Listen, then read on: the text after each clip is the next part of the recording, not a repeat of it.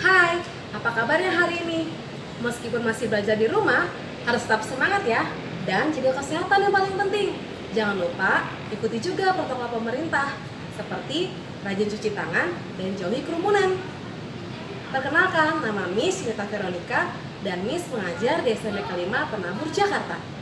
Materi kali ini kita akan membicarakan tentang keragaman etik dan budaya. Masih berhubungan dengan materi yang kemarin tentang dinamika penduduk Indonesia. Tapi ada baiknya sebelum kita mulai materi, kalian mempersiapkan buku cetak IPS kalian dan peralatan tulis lainnya. Untuk keragaman etik dan budaya terdapat di halaman 64. Sudah siap untuk belajar? Yuk kita belajar sama-sama. Selamat menyaksikan.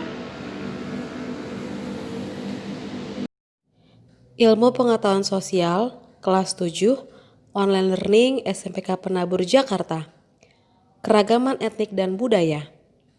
Kompetensi dasarnya adalah memahami konsep ruang, lokasi, distribusi, potensi, iklim, bentuk muka bumi, geologis, flora dan fauna, dan interaksi antar ruang di Indonesia, serta pengaruhnya terhadap kehidupan manusia dalam aspek ekonomi, sosial, budaya, dan pendidikan. Untuk indikatornya, setelah mempelajari ini, diharapkan siswa dapat menjelaskan interaksi antar ruang wilayah Indonesia dan menjelaskan dampak interaksi antar ruang. Coba, kalian masih ada yang ingat tidak? Di mana sih letak Indonesia menurut geografisnya? Coba deh perhatikan gambar ini. Dari gambar tersebut, kita bisa lihat negara Indonesia itu terletak di antara dua benua, yaitu benua Asia dan Australia, dan dua samudra, Samudra Pasifik dan Samudra Hindia. Dari posisi tersebut, Indonesia memiliki arti yang sangat penting dalam jalur perdagangan internasional. Oleh karena itulah, kita dengan mudah berinteraksi dengan negara-negara lain.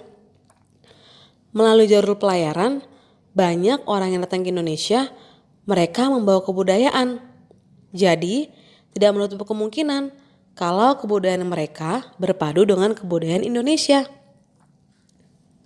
Tunggu dulu. Indonesia itu sudah memiliki kebudayaan sendiri loh, bahkan sangat beragam.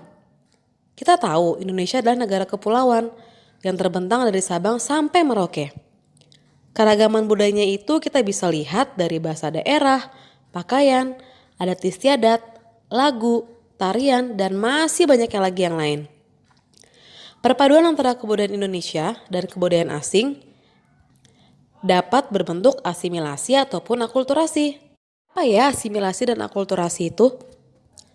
Asimilasi adalah perpaduan antara budaya asing dan budaya Indonesia, di mana budaya asli Indonesia menjadi hilang. Seperti ini.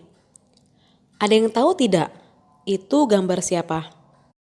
Itu adalah Rhoma Irama. Beliau dikenal sebagai Raja Dangdut Indonesia. Yang mau kita bahas bukan beliau ya, tapi musik dangdutnya. Musik dangdut itu adalah perpaduan antara musik daerah Indonesia dan musik India. Maka terjadilah musik dangdut. Berikutnya akulturasi. Akulturasi itu adalah perpaduan antara budaya asing dan budaya Indonesia yang menghasilkan budaya gabungan, di mana budaya Indonesianya itu tetap ada. Contohnya seperti ini, bakpao. Kita tahu bakpao itu berasal dari Tionghoa. Ketika dari Tionghoa, isian bakpao biasanya berupa daging babi. Ketika masuk Indonesia, isiannya diganti menjadi kacang hijau atau kacang merah. Bahkan coklat juga ada. Sekarang kita masuk ke bentuk-bentuk keragaman sosial dan budaya Indonesia. Kita tahu manusia itu terlahir sudah mempunyai bakat dan talenta yang telah Tuhan berikan. Manusia itu memiliki berbagai keterampilan dan kepandaian dan mereka bisa melakukan berbagai macam cara untuk menghasilkan berbagai karya. Nah, karya itulah yang kita sebutkan dengan hasil budaya. Apa ya bedanya budaya dengan kebudayaan? Budaya itu adalah suatu cara hidup yang berkembang dan dimiliki bersama oleh sebuah kelompok orang dan diwariskan dari generasi ke generasi. Sedangkan kebudayaan adalah sesuatu yang mempengaruhi tingkat pengetahuan dan biasanya meliputi sistem ide atau gagasan yang terdapat dalam pikiran manusia. Kebudayaan itu sifatnya abstrak. Macam-macam kebudayaan. Kebudayaan itu dibagi menjadi 3 wujud. Yang pertama, ide, gagasan, nilai, atau norma. Bentuknya abstrak, tidak bisa dilihat dengan mata, tapi ada dalam pikiran masyarakat. Gagasan hidup bersama dengan masyarakat itu tidak bisa lepas satu dengan yang lainnya. Keterkaitan antara setiap gagasan itulah yang disebut sebagai sistem. Yang kedua, wujud kebudayaan sebagai aktivitas atau tindakan. Dan biasanya kita bisa sebut sebagai sistem sosial. Dalam sistem itu, seluruh aktivitas manusia ataupun tindakan manusia berinteraksi dengan manusia lainnya. Sistem sosial berbentuk konkret karena bisa dilihat dengan indera penglihatan. Yang ketiga adalah benda-benda hasil karya manusia atau artefak yang disebut dengan kebudayaan fisik. Wujudnya bersifat konkret karena benda-benda dari segala hasil ciptaan, karya, tindakan, atau perbuatan manusia dalam masyarakat. Ini adalah gambar Koncaraningrat. Beliau adalah ahli antropologi. Beliaulah yang membagi menjadi 3 wujud kebudayaan. Berikutnya unsur-unsur kebudayaan. Koncaraningrat juga membagi 7 unsur kebudayaan.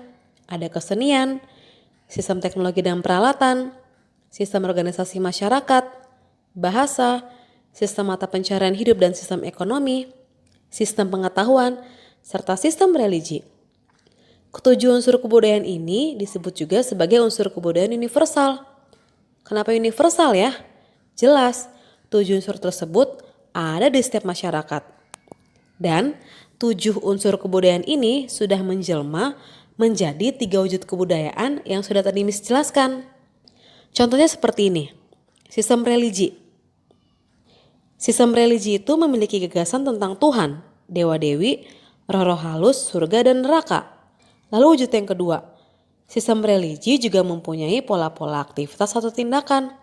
Atau kita bisa lihat seperti dalam upacara atau ritual yang biasanya bisa diadakan musiman atau tiap hari. Lalu wujud yang ketiga, religi juga mempunyai benda-benda yang dianggap suci, sakral, atau religius. Oke, kalau tadi kalian sudah mempelajari bedanya asimilasi dan akulturasi, terus bedanya budaya dan kebudayaan, dan 3 macam wujud kebudayaan, serta 7 unsur kebudayaan.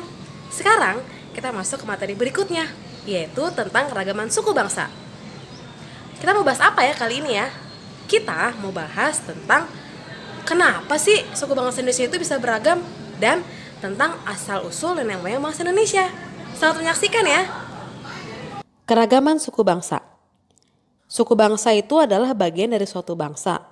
Dan biasanya setiap suku bangsa mempunyai ciri-ciri mendasar tertentu. Ciri-ciri itulah yang biasanya berkaitan dengan asal-usul dan kebudayaan. Ada ciri-ciri yang bisa digunakan untuk mengenal suatu suku bangsa. Contohnya kayak ciri fisik, bahasa, adat istiadat, dan kesenian yang sama. Contoh ciri fisik itu seperti ini, warna kulit, rambut, wajah, dan bentuk badan. Dari ciri-ciri inilah membuat mereka percaya kalau mereka berasal dari keturunan yang sama, satu golongan. Seperti yang kita ketahui, nenek moyang Indonesia itu berasal dari daratan Cina Selatan, Provinsi Yunnan sekarang. Nih, seperti gambar yang sudah disajikan.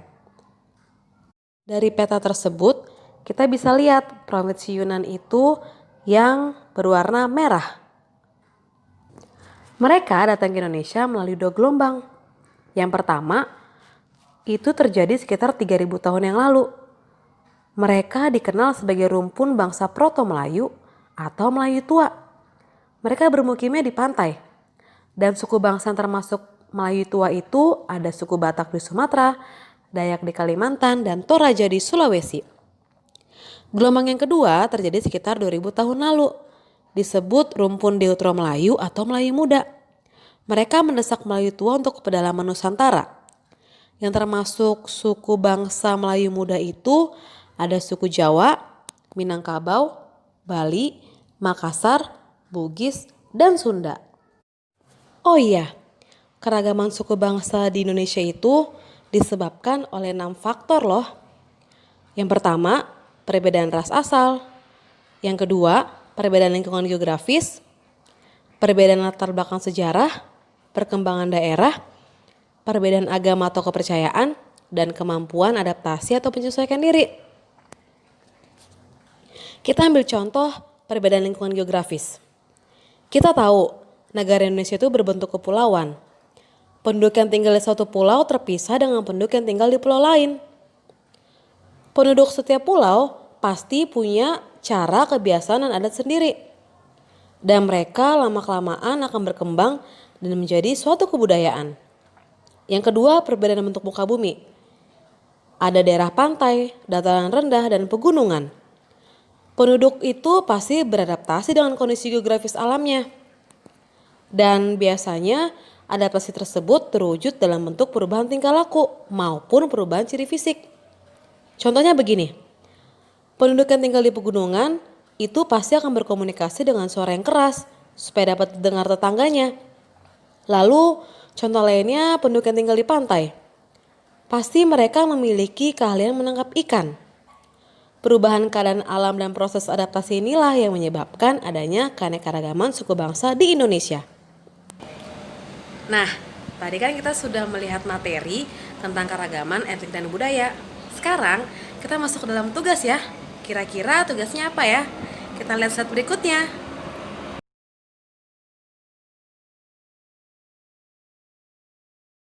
Oke, tadi kan kita sudah sama-sama tuh melihat materi tentang keragaman etnik dan budaya. Miss harap kalian semua sudah paham. Jika kalian belum paham, kalian boleh kok bertanya kepada guru kalian masing-masing. Tadi juga Miss sudah memberikan tugas kepada kalian.